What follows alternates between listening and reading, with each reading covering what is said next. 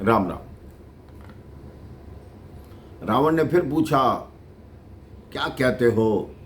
अच्छा ये बताओ, राम जी की सेना में सबसे बड़ा सैनिक? कहते बड़े का पता नहीं, सबसे छोटा अनुमान है।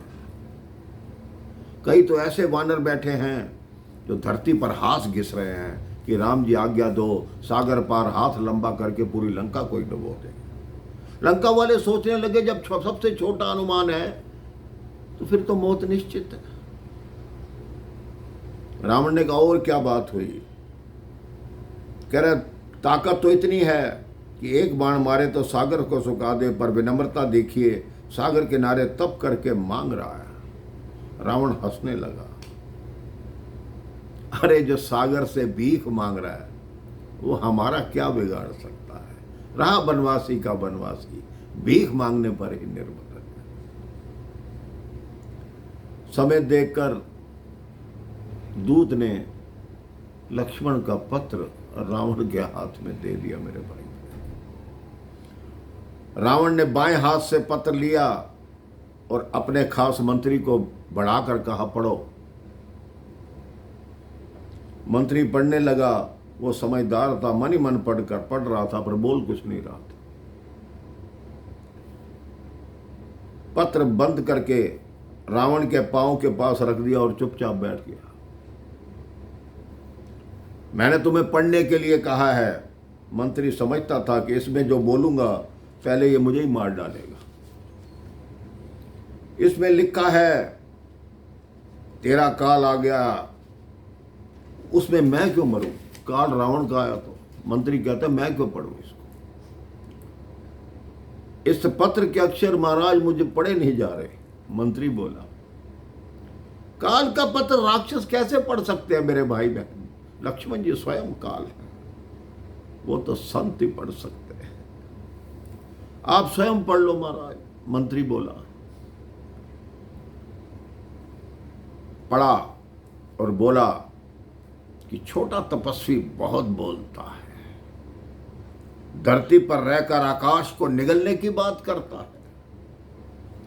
दूतों को दरबार से भगा दिया कि तुम तपस्वी की प्रशंसा करते हो, मेरे दरबार से निकल जाओ। वास्तव में वो जो दूत थे मेरे भाई बहन, वो अगस्त ऋषि के शिष्य थे। उन्हीं के शाप से ही वो राक्षस हो गए थे। वो जाके प्रभु श्री राम के चरणों में पड़े कि हमारी उद्धार हो गया प्रभु, अब हमें आज्ञा दीजिए। अब हम ऋषि अगस्त के चरणों में जाके क्षमा मांगेंगे, अब हम पाप मुक्त हो गए। हम तो समाचार देने आए थे, जा रहे हैं। 3 दिन हो गए उधर, समुद्र नहीं माना। विनय न मानत जलधि जड़, गए 3 दिन बीती। बोले राम सकोप तब, भय बिनु होई न प्रीति। लक्ष्मण बान सरासन आनु, सोशो बारिद बिसिक कृसानु। 60 सन विनय कुटिल सन प्रीति, सहज कृपन सन सुंदर नीति। लक्ष्मण मेरा धनुष बाण लाओ, सागर को सजा देनी पड़ेगी। शठ के आगे विनय, कुटिल के आगे प्रीति कदापि नहीं चलती। लोभी के आगे क्षमाशीलता, क्रोधी के आगे शक्ति शांति, कामनी के आगे भगवान की कथा और बंजर भूमि पर बीज बोना सब बेकार है। धनुष, लक्ष्मण को ये बात बहुत अच्छी लगी। लक्ष्मण जी कहते, भैया कुछ मेरे जैसा क्रोध आ गया आपको। आज मुझे ऐसा लग रहा है कि आप लक्ष्मण हो गए।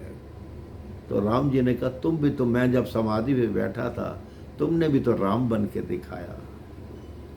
अन्यथा शत्रु के गुप्तचर आए और तुमने उन्हें जीवित छोड़ दिया।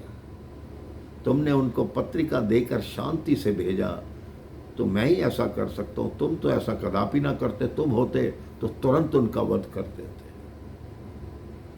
लक्ष्मण जी को बहुत अच्छा लगा, भाग कर गए, प्रभु का धनुष बाण लाए, कहते लो प्रभु। कहते यही बात 3 दिन पहले मैं आपको बोल रहा था, धनुष बाण उठाओ। अब इसके बाद प्रभु ने धनुष उठाया तो क्या हुआ, इस संदर्भ में मैं आपको अगली कथा में बताऊंगा। राम राम, जय श्री राम।